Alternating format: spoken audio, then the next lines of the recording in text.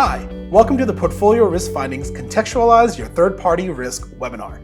My name is Ahmed Siddiqui. I'm a Senior Product Marketing Manager at CyberGRX.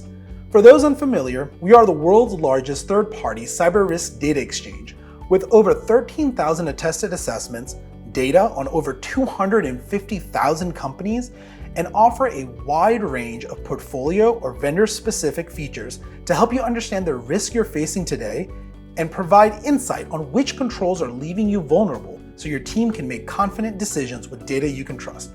Third-party cyber risk is a complex, continuously evolving problem that could be detrimental to your organization if proper systems aren't in place. And we're all pretty familiar with some of the biggest concerns. How do I decide on who to assess? How long is my third party going to take to complete the assessment? And how many documents do I need to review to learn where my vulnerabilities are hiding? And then you rinse and repeat this entire process across a portfolio of 500, 10,000, 100,000 vendors. If you're a small team or even have the proper resources, this problem can quickly become a sprawling, compounding state of existence that slowly drains your budget and resources. Now imagine if you could take your entire portfolio and select a cyber threat profile built off real-world attacks or a framework of choice to discover gap controls that are important to you by finding the poorest performing vendors or even the most common unmet controls across your entire portfolio. CyberGRX's latest feature, Portfolio Risk Findings, allows you to do just that. You can now uncover hidden vulnerabilities relevant to your business and industry across your entire portfolio, so you can go from a reactive TPRM program to a proactive one.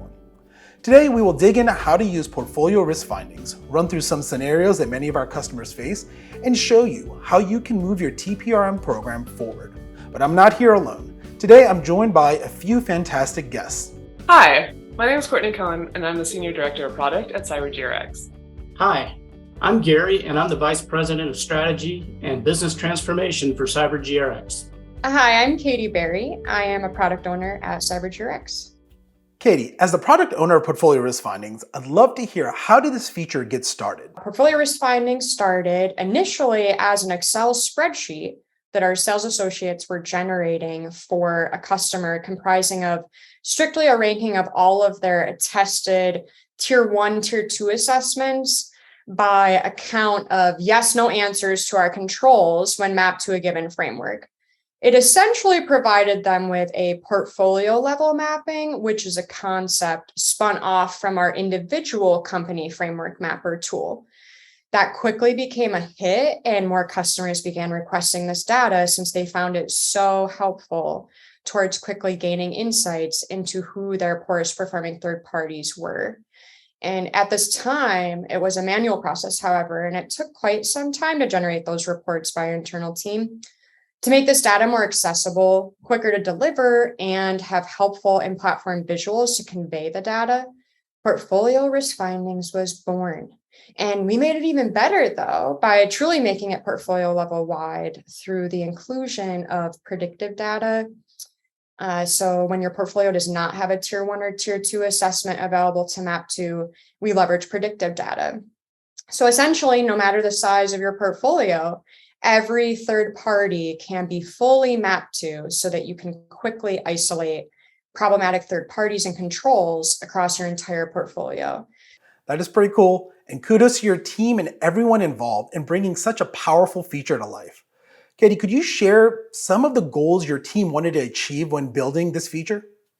Yeah, in order for this feature to be successful, there was a lot to consider, and we wanted to ensure the following. One, that users could quickly and easily map to a framework. Two, that the means of evaluating your third parties is easily understood for quick decision-making purposes. And three, that the appropriate context and information is provided in platforms so that those visuals could stand alone. So I'm just going to walk through each of those in a little bit more detail. To assist the user with easily mapping to a framework, we organized the framework list by category, such as standard frameworks, industry frameworks, and threat profiles. And we also provided the 3 most frequented frameworks across your entire company at the top of the list so that your most popular frameworks are easily accessible. Previously, the list was somewhat exhaustive in its prior format. And when we originally released this feature, we did do a beta phase that allowed for the iterative changes to best support the user to come into light. And one of the things that we heard pervasively from our beta customers was that they had a hard time understanding how to interpret their third parties based on that framework score alone, since it is just a number. And to clarify this, we created a score ranking system that bucketed the score by ranges with descriptions as to what each score range indicated in terms of risk and coverage. This effectively provided the user with a means to understand whether a score is good, bad, or somewhere in between for, again, those quick decision-making purposes. Another goal that we had was ensuring that the in-platform visuals had the appropriate data and information so that they could stand alone. To do so, we provided framework control descriptions alongside wherever the framework control appears. Reason being is that oftentimes those framework controls are not descriptive enough to stand alone. By providing the framework description, it made it so that the user did not need to download that Excel file in order to have the appropriate context on a framework control to make a decision. Amazing. I love the scoring capability of portfolio risk findings because even with a simple glance, anyone on a TPRM team can understand how third parties stack up. Gary, as Vice President of Strategy and Business Transformation, can you help explain how the framework score is calculated? Sure. The overall framework score is essentially the average of all of the map controls that are grouped together. Essentially, we perform an analysis and develop a list of primary and supporting controls, and then we calculate the amount of risk that those controls all grouped together can displace. When we are trying to look across a portfolio and we're using different types of data, like predictive data at different tiers of granularity, then we have to actually normalize for that. So, for example, if we have an attested assessment at a tier 1 level, then we'll apply a lot more value to that fidelity than we would say a lower tier, such as a tier 2, for example, or when we are using predictive data. And so that smoothing allows us to get a unified view across the entire portfolio. The level of in-depth data to calculate the framework score is impressively thorough. How would someone use this to guide their TPRM decisions? This is particularly useful so that companies can have one unit of measure for all of their scoring, comparing, and contrasting across the entire portfolio. This allows you to use one score for whatever your purpose is. If you're trying to understand the third party's coverage of a compliance requirement, or to understand their ability to defend against a particular type of attack, or if you're just using the score to dictate the type of assurance process that should be used at a vendor onboarding or periodic reassessment, or to determine what type of action you should take when an emerging threat occurs. Gary, I'm curious, what are some of the elements that feed into portfolio risk findings that give CyberGRX customers a competitive edge in their third-party risk management programs? By examining the companies and frameworks using both scoring perspectives, predictive and attested, we can identify essentially any at-risk company. Having the ability to blend this data is the result of our very strict data standards and structured data processing. This is the only mechanism that there is in the market that scales to a portfolio summary with a unified view at the portfolio level. You can think of PRF as the ability for an organization to take an ecosystem, a very large ecosystem of third parties. We're talking about thousands of third parties, and get an instant view of all of that data.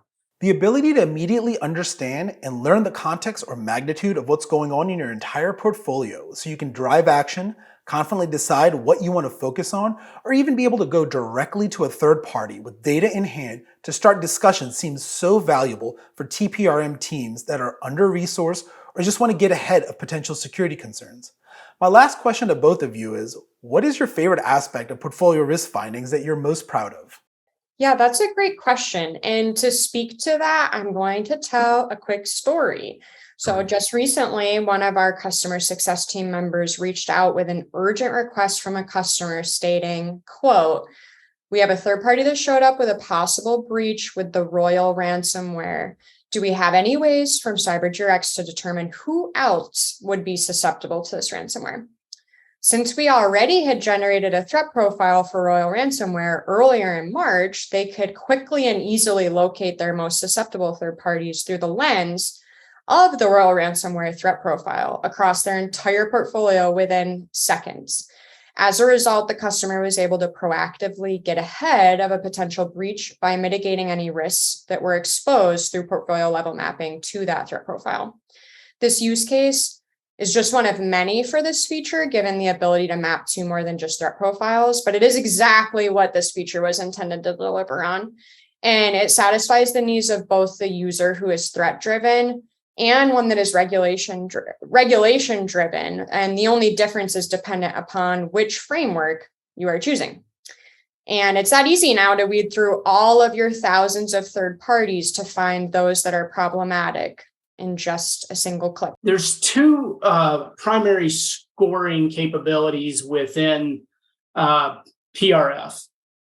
And you'll have the framework score, which gives you a range of numeric values from 0 to 100 that can be applied across your entire portfolio. And then there's also more of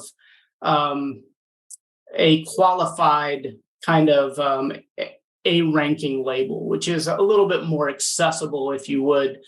And I think that by finally having this CyberGRX scoring system, organizations will be able to start to embed CyberGRX into their processes from end to end.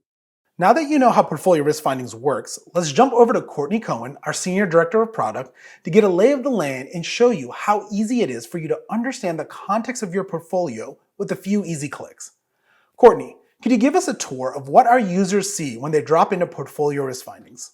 Yeah, absolutely. So as soon as you land, you'll see all of your third parties mapped to the CyberGRX framework, which is the same framework your third parties use when answering the questionnaire that you requested through the CyberGRX portal. Now, whether or not any of these third parties in your portfolio have actually completed and delivered an assessment, you will see them in this list based on their risk level within the framework that you've selected. So what you're seeing here are your 50 riskiest third parties within the CyberGRX framework. But the beauty of this tool is that you can look at that list against any framework that we have provided in the drop-down menu.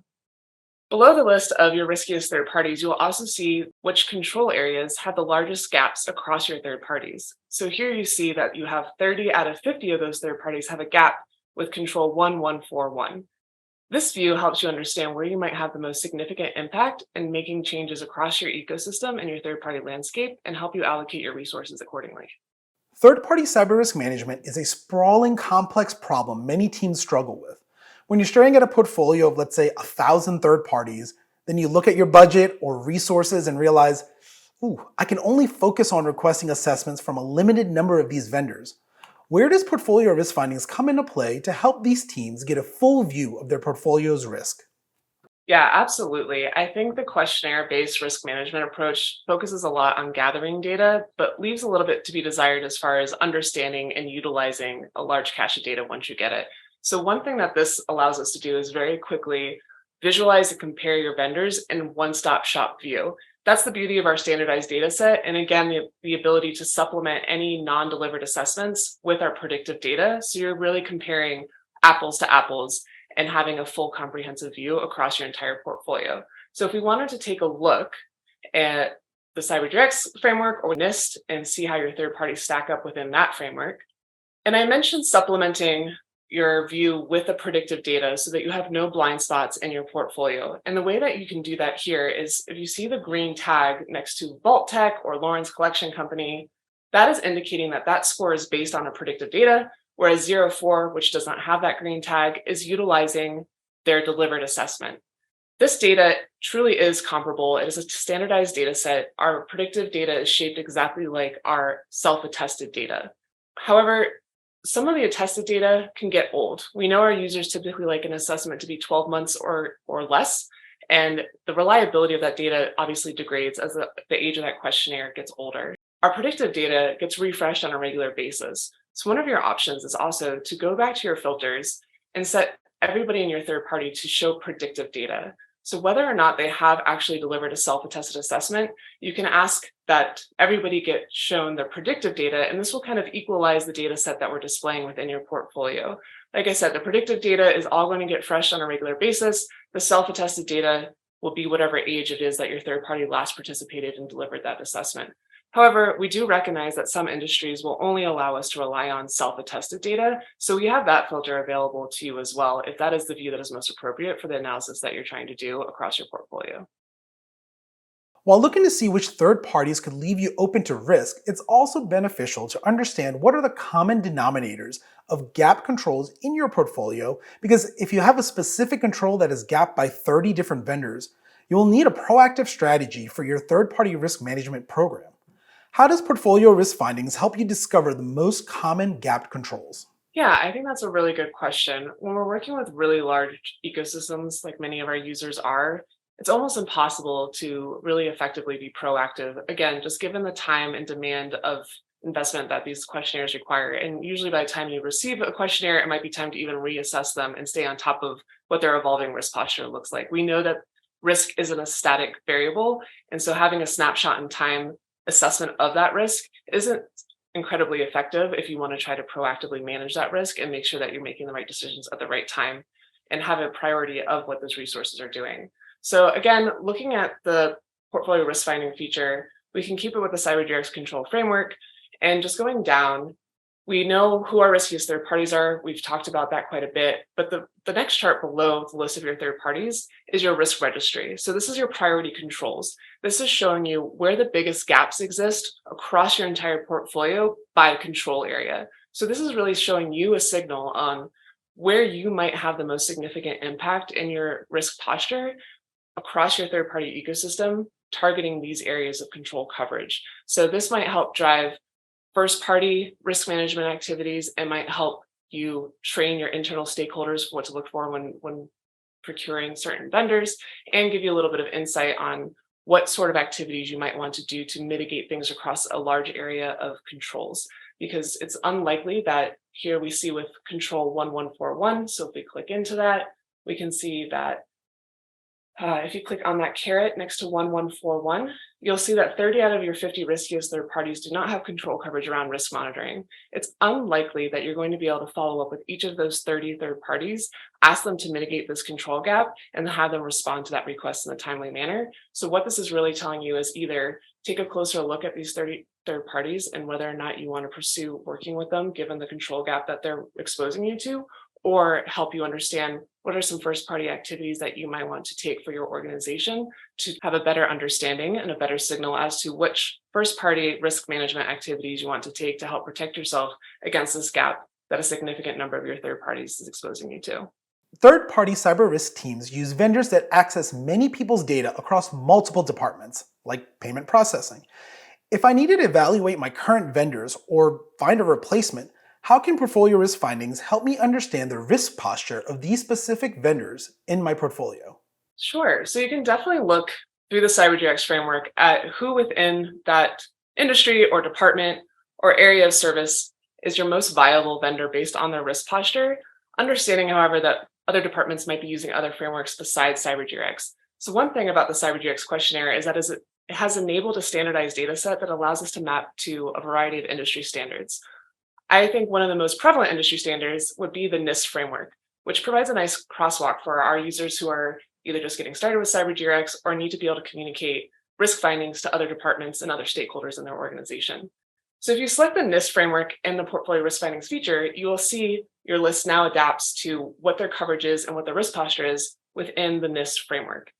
So here you're seeing who your riskiest third parties are based on NIST and what their coverage is against that framework. Now, you mentioned you wanted to look at prospective vendors within payment processing. So another thing that you can do to help hone in on what your most viable prospect is click on that filters menu. And you can either click by industry or by tag.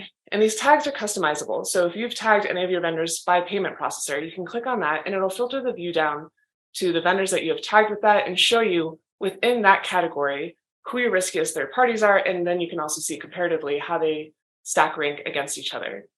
You can see in your list of priority third parties that 04 has a framework score of 0, which is considerably more concerning than PayNow Processor, who has a framework score of 22.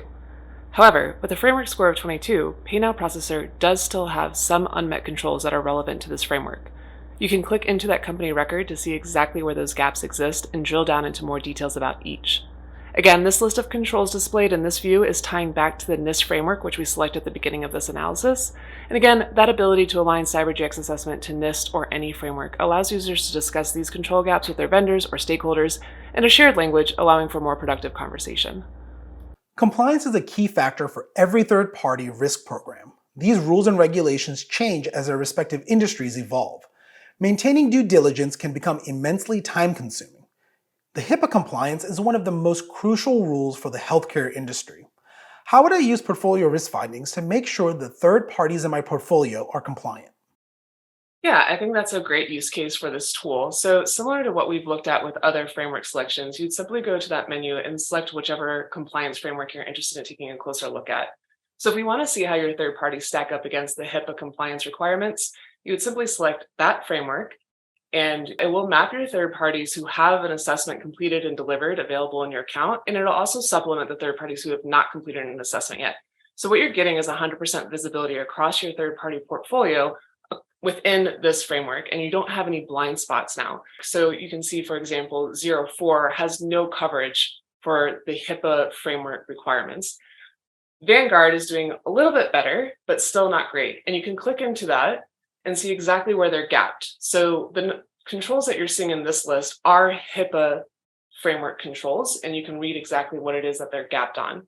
And as you start to go down, you'll see more coverage as the list is stack ranked from least covered to best covered within that 50 riskiest as well. So this will just give you a little bit more information to, again, understand where the gaps reside. And you can click into their vendor profile page from here to understand exactly what those gaps tie to as far as what vulnerabilities or use cases that make them susceptible to and how that might impact your organization by working with them.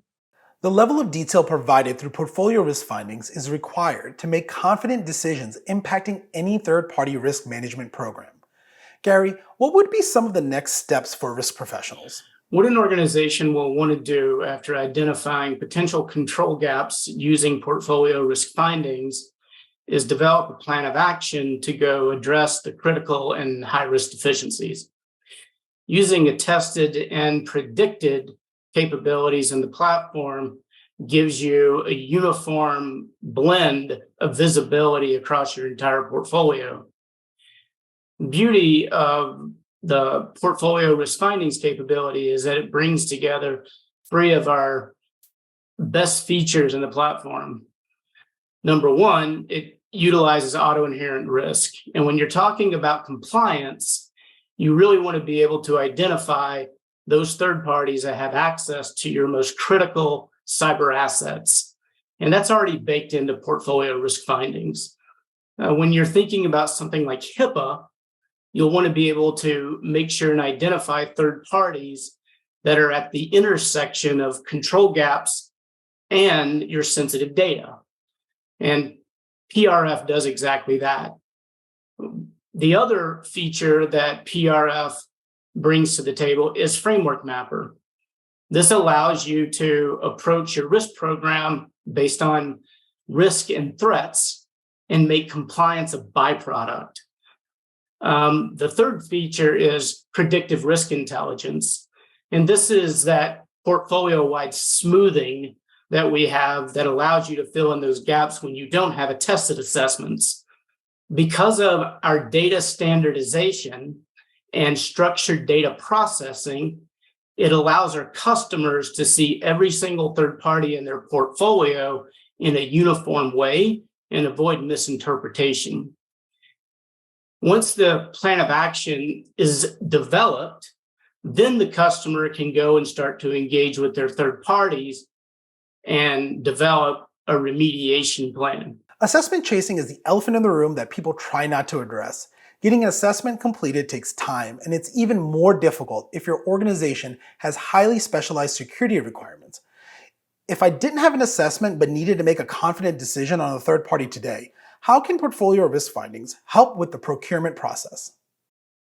Yeah, I think that is another really excellent scenario for this tool. We know that getting risk assessments from third parties can be really difficult and really slow to come by when you're already doing business with them. So having somebody who's prospectively doing business with you might be an even harder push to get them to deliver a questionnaire in a timely manner. And I'm sure our users are also getting pressure from their internal stakeholders to provide the information that they need to make those decisions faster. So that's a lot of pressure from both sides that might make those appropriate decisions really hard to come by. So again, using the predictive data set, we're able to show you insights on all of your third parties, regardless of whether or not they've completed that questionnaire. So for the scenario that you've mentioned, as far as procuring a new vendor in a certain service area, one option that we have is for our users to upload a custom framework. And that can be a custom framework across their entire organization, a framework specific to a certain department or service area, etc.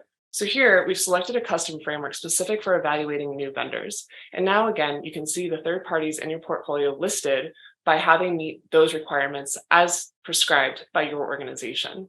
From here, you could also take a filter and filter it to those reporting vendors that you mentioned wanting to take a look at. So applying that filter will narrow this list down and again, just make it a much stronger signal amongst all the data that you're able to access within the CyberGRX exchange to see exactly who within your portfolio is relevant, how they match up to each other compared to your organization's requirements, and help you make better business decisions faster using data without having that dependency on another party being able to deliver information in a timely manner.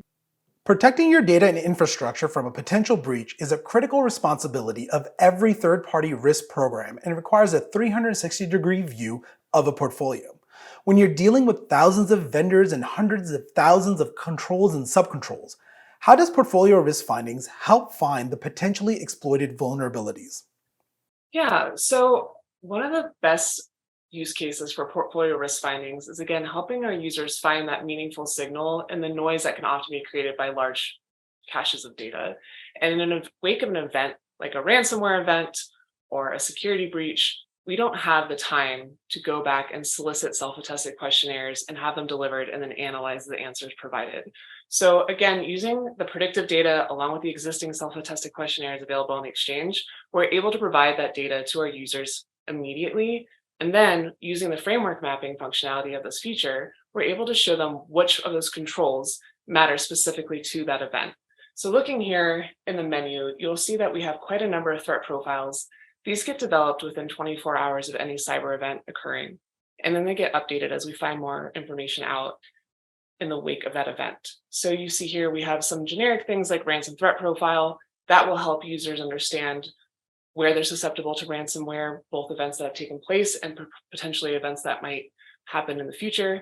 As we know, it's not a matter of if, it's a matter of when it comes to certain ransomware attacks. We can also look at more specific events like, let's say, the Hafnium Exchange server breach. This framework is mapped to MITRE ATT&CK, which is allowing us to see which techniques and tactics those malicious actors used to exploit the vulnerabilities of your third parties. And so again, you can see which ones we're using based on the self-attested data, which are the first two without the green tag, or the predictive data, which have the little green tag there. This list is showing you which of your third parties have vulnerabilities that can be exploited within the kill chain used in that attack. If you go down to the bottom and again take a look at your risk registry, you'll see which one of those techniques is most prolifically available across your third-party ecosystem, and again provide you some insight into where you are missing the most coverage as a first party, and that you want to be aware of that across your ecosystem.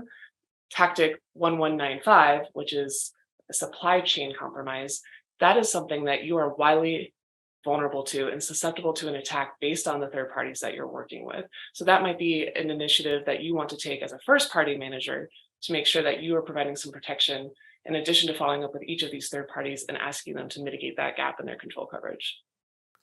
Knowing precisely which gap controls are susceptible to vulnerabilities in the wake of a potential breach is critical in triaging the problem immediately when time is limited. Gary, what sets CyberGRX apart and how we're designed to address threats? The beauty of CyberGRX is that where most organizations may have a risk control framework, our framework is based on threats and controls. And our threat framework is the MITRE ATT&CK framework. This allows our customers to use portfolio risk findings to identify tactics and techniques that have been published as the technique used in a particular exploit and identify that technique as a control deficiency, and then go identify those third parties that may have that deficiency. They can then develop a plan of action to go address it. And so even if you're not a security specialist, the security community at large, once there is a breach, the first thing that they do is they identify the pattern that was used to misappropriate that or exploit that vulnerability. If a breach or concern arises, how can a third-party risk management team use portfolio risk findings to customize their data to provide relevant information to key stakeholders? Yeah, absolutely. You can imagine in the wake of a serious cyber event, leadership wants to know most specifically who's implicated, why does that matter to me, and what's being done about it. And you don't have a lot of time to answer those questions, and you need to be very confident in the methodology that you use as far as the actions that you're going to take to make sure that they're the most efficient and the most impactful steps that you can take in the wake of any event. So if we take a look at one of our threat profiles again, let's try the Solar Gate one, since that was a pretty prolific event. Here again, right off the bat, you see who your riskiest third parties are as who's implicated in that event based on the MITRE ATT&CK framework that those controls are mapped to. If you want to hone down even further so that you get the most appropriate signal of all this data, let's take a look at filtering to the communications industry. Perfect. So now, once we have that filter on, we can see out of the hundreds, possibly thousands of third parties in your ecosystem, this is the third party that you should focus on first. They are the most susceptible to this event. And these are the control areas that you want to make sure you have coverage on for a first party, and probably what you want to follow up with Parker Industries about as far as making sure that if they're going to take any mitigation steps, they focus on these in addition to other ones listed in the drawer for the gaps that they have that make them susceptible to this event. Third-party risk management teams work with multiple departments and answer to several individuals. How does portfolio risk findings aid them in accurately communicating to the different stakeholders information relevant to their operations? Yeah, I think the great thing about the portfolio risk finding feature is that it's essentially 3 features in one. We recognize that our members have a lot of use cases that they're trying to meet and a lot of audiences that they're trying to communicate the cybersecurity value of their team to. For example, if we have a compliance-driven team, they might come in here, select a compliance framework like PCI, and immediately see across their third-party portfolio which of their vendors or prospective vendors are meeting the requirements set by that compliance framework. And again, this is giving you visibility as to which third parties are meeting those requirements, whether they've delivered a self-attested assessment or whether you're relying on the predictive data in the absence of a self-attested assessment. Again, getting full opacity across your entire portfolio with no blind spots, and then being able to drill down into certain details around which control areas specifically are they gapped on, so that you can have more appropriate and constructive conversations with those vendors to ensure that you are having the most successful relationship with them moving forward. We know that some teams are compliance driven, whereas other teams might be more security or threat driven. So we also have frameworks like NIST, just shows you across a very universally accepted framework how your third parties are stack ranking against each other. And again, giving you that drill down ability into which control areas are they gapped, helping you have more constructive conversations with your vendors, and helping you have a better understanding on which first party activities might have the most significant impact on the risk posture across your third party ecosystem, because we know that we cannot rely entirely on the actions of other people. You want to have a signal of what might make the most sense for your organization to do and why you're doing it. We know that these teams are often very overstretched, and so we want to make sure that whatever investment or resource allocation that you're making to these activities is going to have a significant impact, and we want to give you the visibility necessary to make those decisions as appropriate. The third scenario that somebody might be using this feature for is a threat profile selection. So in the wake of a specific event, like ransomware or hafnium, you can come in, select this threat profile, which you can be confident that CyberGRX is updating and maintaining as these events are unfolding and we're learning more about them, and get very specified information about your third parties, which ones are the riskiest based on their control coverage and what makes them susceptible to this specific event, as well as which control areas across your entire ecosystem is leaving you vulnerable based on the vendors that you're interacting with. In addition, we have some filters at the top of the menu that will let you further hone in on which third parties are implicated in this event and which of those third parties are going to have the biggest impact on your organization based on the relationship that you have with them and the capacity in which you're using that vendor. Gary, with this level of confident data in hand, thanks to portfolio risk findings, what would be the next steps for a third-party risk management team? When you onboard a third party, in most organizations, you receive a request from the stakeholder or the people in the line of business, and they'll typically fill out a request which identifies how they intend to use the service provider. Well, in CyberGRX platform, we also have what's called an impact questionnaire, and it's just 8 questions that allows the requester to identify the nature of the service provider and the type of interaction that they're going to have with your 8 cyber assets. That's access to the network, the facilities, the applications and data, and things to that effect. And so when you start to determine how much access they're going to have to those things, what you're doing is you're future-proofing your analysis for opportunities to remove that access if you identify deficiencies. That will establish what your options are and how much mitigation that you need to apply. So, for example, if you're trying to address a HIPAA compliance type issue and a third party has significant amounts of access to your sensitive data, then you're presented with a few different options. Number one, you can either require that the third party make changes to their control environment in order to further protect their custody of your data. Or number two, you can reduce the amount of access that they have to your data. And so there's always a certain amount of give and take between you and the third party in these types of situations. If there was a network type issue, for example, they can either further secure their side of the coin, or you can segment them from your network. Things to that effect. If they don't do background checks, you can either require that they do so or remove their people from your building. And so there's always 2 different ways that you can apply a mitigation or a remediation. And so you have to explore your options, but that's essentially the next steps. Portfolio risk findings is a powerful feature that lets you view your entire third-party portfolio against your preferred framework to understand which vendors are the riskiest and share unmet controls, so you can make proactive decisions.